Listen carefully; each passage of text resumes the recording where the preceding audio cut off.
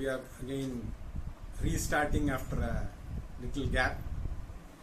So as you remember, we had started the 4th chapter called Jnana Karma Sannyasa Yoga.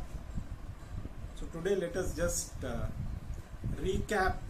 I think we have completed the first 8 verses in this chapter, and actually the first 8 verses are a digression from the main topic, because from the 9th verse only Krishna starts the teaching once again. So the first 8 verses are a digression, but it gives us some knowledge about what is an avatara. The first 2 verses talk about the importance of Bhagavad Gita, or the importance of self-knowledge. So Krishna starts by telling Arjuna that this knowledge was first given to Lord Surya by him, who in turn gave it to Manu, and so on and so forth, to various kings and various other sages got this knowledge. But over a period of time, somewhere this knowledge got diluted and it went out of focus, so to say. So there was a period where this knowledge was not given the importance that it should have been given. So now Krishna says, now I am giving this knowledge to you because you are a friend and a devotee. So because of this reason, I am now giving this knowledge to you. So that is how Krishna starts this chapter. So Arjuna had a doubt. So when Krishna said, I had first given this knowledge to Lord Surya, then to Manu, so which is very, very ancient. So Arjuna had a doubt, how come you are just a little older than me, but you say you have given this knowledge to Lord Surya, who's so ancient. So how you could have given this knowledge to him when you are just a little older than me? So that is when Bhagavan reveals his true nature, or he reveals the nature of an avatara. So Bhagavan says,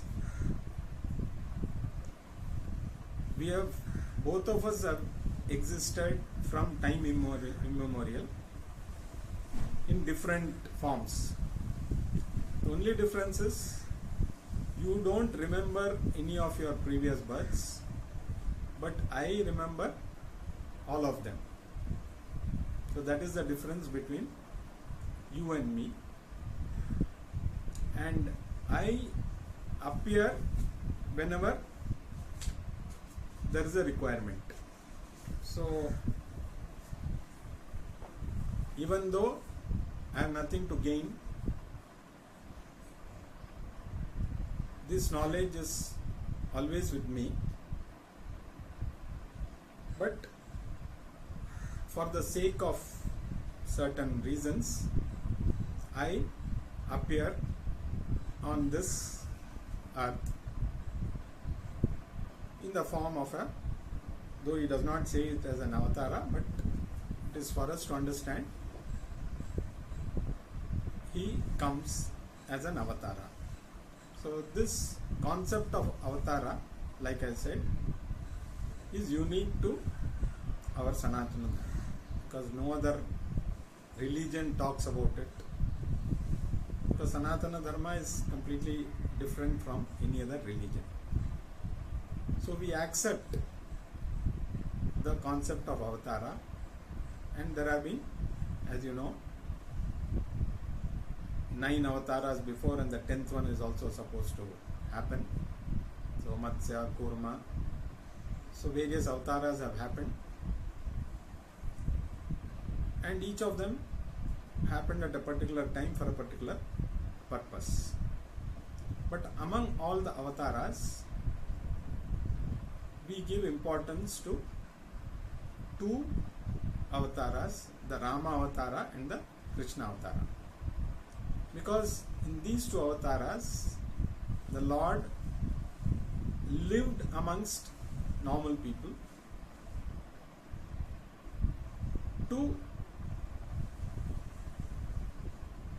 for a particular purpose, you can say. So Rama avatara happened for a particular purpose. Krishna avatara also happened for a particular purpose. And why should we believe? Is there any proof that these were avatars? There is nothing to prove here. It is up to the individual.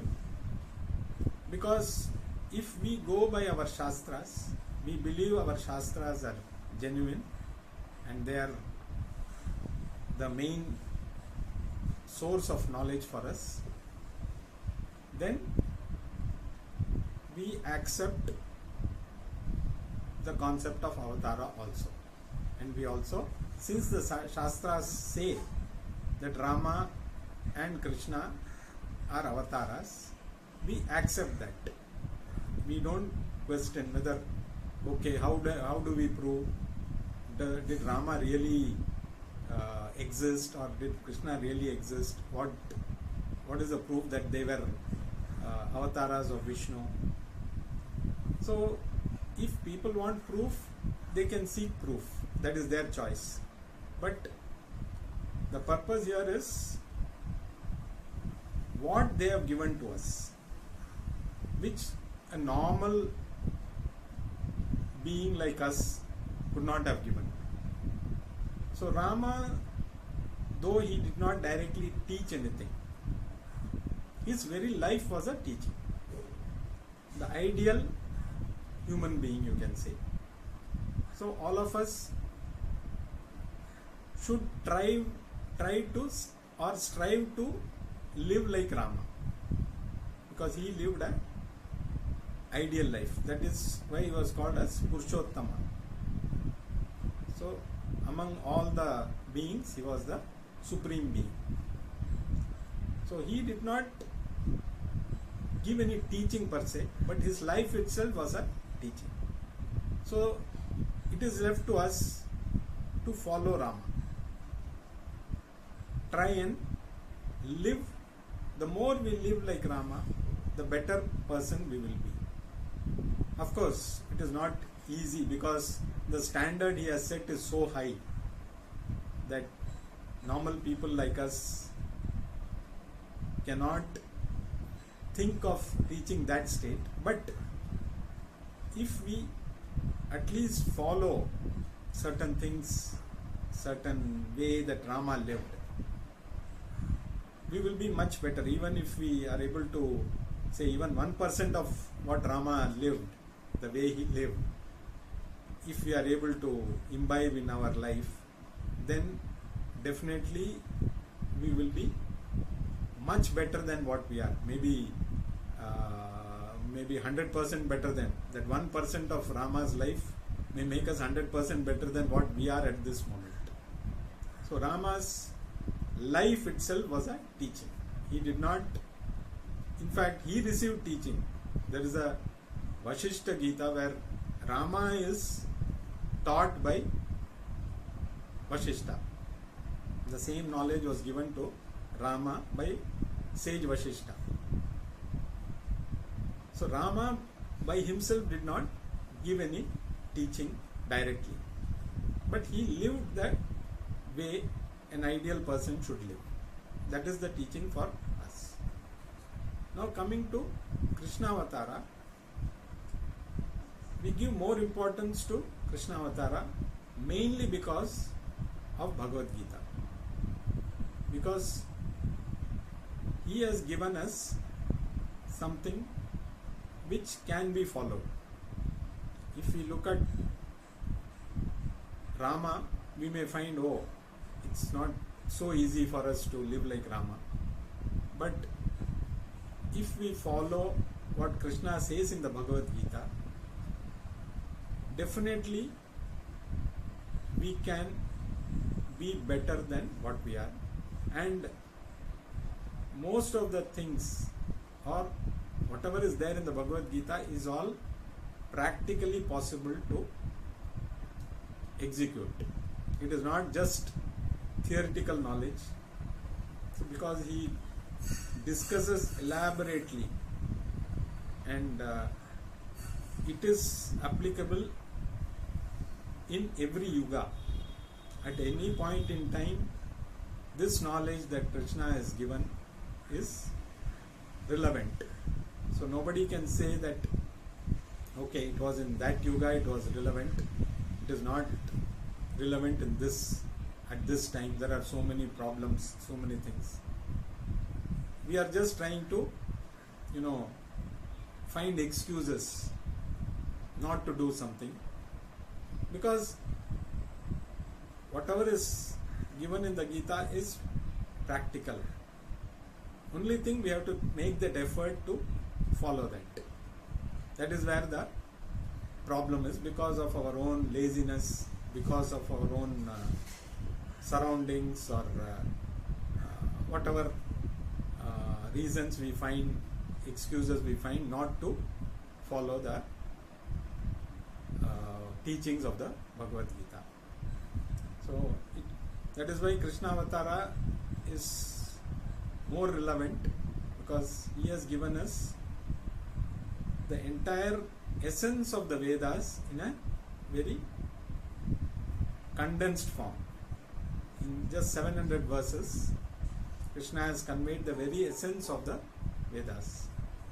So the whole purpose of Krishna Avatara was to give this knowledge to everybody in a simplified form. So like he said, somewhere down the line this knowledge got dissipated, it got lost somewhere. So now he has appeared to again revive this knowledge and bring us back to the path of Dharma. So this is the very purpose of Krishna Avatara, we can say. So we also get to know what is the difference between an avatara and a normal being. So there are three different reasons, the three differences you can say between a normal being and an avatara. First is the cause. An avatara, a normal being like us, a jiva, is born to exhaust our karma. As long as we continue to do karma, we will be accumulating papam and punyam, which again causes rebirth. So all this because of ignorance of our true self. So as long as we have this ignorance, we will continue to be born and again. So that is the cause for birth of a jiva. For Bhagavan, there is no ignorance. He is the very embodiment of knowledge. So he is not born to exhaust his karma, because he doesn't have any karma. So he is born out of his own will, not because of any not driven by karma. He is born out of his own will for a specific purpose, which is the third reason, the third difference. The second difference is the nature. Right from the body. The body of a human being is made up of elements which are formed by grossification of the elements, while the body of an avatara does not go through this grossification process. It is directly from Maya. So that is the main difference, or the second difference, the nature of the body itself is different, because this body is made up of the grossified elements. So this gross body is not directly from Maya. But Bhagavan, because he has this will, he uses Maya to directly get a form. So that is the, and the third reason is the purpose. So the purpose again for a jiva is to exhaust the prarabdha, to exhaust our karma, and if our goals are clear, we may get moksha and come out of this circle of birth and death. So that is the purpose. But as long as you live, you have to go through the prarabdha. So that is the, so but Ishvara, Bhagavan is born for a specific purpose. So each avatara had a specific purpose, whether it was Matsya, Kurma, all those Varaha avatara, all those Rama avatara was basically again because of adharma happening. So which in the 7th and 8th verses he has very clearly defined the purpose. So Ishvara is born with a specific purpose. He is not unlike Jiva. He doesn't have to exhaust any prarabdha karma. And once that purpose is achieved, he again goes back to his normal. He continues as Ishvara. He is not available in any particular form. So that is the basic difference. So this purpose, again, there's two very popular and important verses which we have seen in the last class. We have touched upon them. So the purpose, like he says, Yada yada hi dharmasya glanir bhavati bharata abhyuthanam adharmasya tadatmanam srujamyaham. So whenever there is a decline in dharma and increase in adharma, I appear on this earth to set it right. And then he continues in the next verse, Paritranaya sadhunam vinashaya cha dushkritam dharma samsthapanarthaya sambhavami yuge yuge. So these two verses we are all very familiar, because these were when the Mahabharata serial was going on. So these verses were on, probably everybody used to listen and everybody used to probably remember. Even now, those verses, whether we understand the meaning or not, these verses were always very familiar to us. But now we should know what is the reason for an avatara. So whenever there is adharma, so now this adharma, what is the level of adharma when Bhagavan comes? It's not easy for us to know. Only Bhagavan knows. So whenever there is a need, for example, even in our body, when there is a need, the body reacts for certain things. So when there is some irritation, some particle, if it goes into the nose, the body reacts by sneezing. Or if the food doesn't agree with us, the body reacts by causing diarrhea. So these conditions happen only at specific times for specific purpose. Once that purpose is achieved, the body goes back to the normal. It's not that every day we are sneezing or every other day we have diarrhea, then there is something wrong with our body. Otherwise, this specific purpose, once it is solved, the body goes back to normal. Same thing, when there is an imbalance in our system, one moment, I'll just be back. sorry. So these two verses, like we're discussing, so whenever there is a need, Bhagavan appears, when specifically when adharma increases and there is a need to set it right. So dharma, so basically the world functions in a particular order. So that order you can call it as dharma for the world. So the body, like the body functions in a particular order. If there is something wrong, the body takes care. So similarly, when something goes wrong with the world order, so the world order follows a certain principle which is we call as dharma. So adharma and dharma go together. It is not that adharma, there is always only dharma. But the proportion of each may vary. So probably when the proportion of adharma increases to an extent where it requires Bhagavan to take some action, he descends. He appears, he descends to set it right. So this is what is the purpose of an avatara. And how does he set it right? Either by trying to change the adharmis, those who do adharma.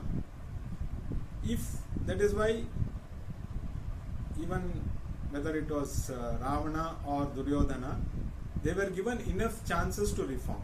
It is not that first this thing itself they were killed. It is not that they were not given a chance to reform. Both of them were given plenty of time to think about their actions, to reform themselves and stop the war. But both of them did not agree. So ultimately there was no other option but to kill the adharmis. So adharma can be rectified in two ways. One, by changing their attitude, or by, if nothing works, the last resort is to kill them so that the others can live in a better way, because they were the cause of misery for everybody else. So when such a situation arises, Bhagavan has no other choice but to appear to set it right. So it's very, actually if you see the analogy of the body, it's very similar. So it's not something we cannot understand. So very similar. So whenever there is the body is capable of curing itself. Unfortunately, we are now so much dependent on external factors to rectify the problems of the body, that we think the body cannot do anything on its own. In fact, most of the problems the body itself will address if we give it time. They used to do in those days. So if you have fever, take rest. You don't need to take Dolo or Crocin or whatever. Now, at the drop of a hat, people take Crocin, Dolo. So you don't allow the body to recover. So over a period of time, the body forgets its own function. It forgets that it is capable of healing itself. So it doesn't know it. Like they say, Hanuman did not know his own strength. He had to be told, you can jump across and go to that island other side. So similarly, now you have to tell the body, you know your capability, you can heal yourself. But we don't allow that. We pump in a lot of drugs and chemicals too. So ultimately the body forgets how to heal itself. So left to itself, most of the problems can be. So the body has a built-in mechanism. Same thing, if you extrapolate to the entire world, the world itself can take care of itself. But when there is some adharma or whatever, some imbalance in the entire system, then it has to be corrected. So it is not possible for normal beings like us, jivas, to set it right. So we need some external factor, and that is what an avatara is. So Bhagavan decides it is time to come down and rectify this. So that is the purpose of a avatara. So these two concepts, the importance of this knowledge and the concept of avatara, is what we have seen in the first 8 verses. And from the 9th verse onwards, again Krishna is going back to the teaching. So we will just read the 9th verse and we will discuss about it in the next class. So we will read the 9th verse. Janma karma cha me divyam evam yo veti tattvataha tyaktva deham punarjanma naiti mameti sorjuna. So briefly what he says is, those who know my true nature, my divine birth, once they give up the body, they are not born again. So this is another way of looking at moksha. So what is the difference between this and the other ways of moksha, which was, are they different, is what we are going to see. We will see this verse in detail in the next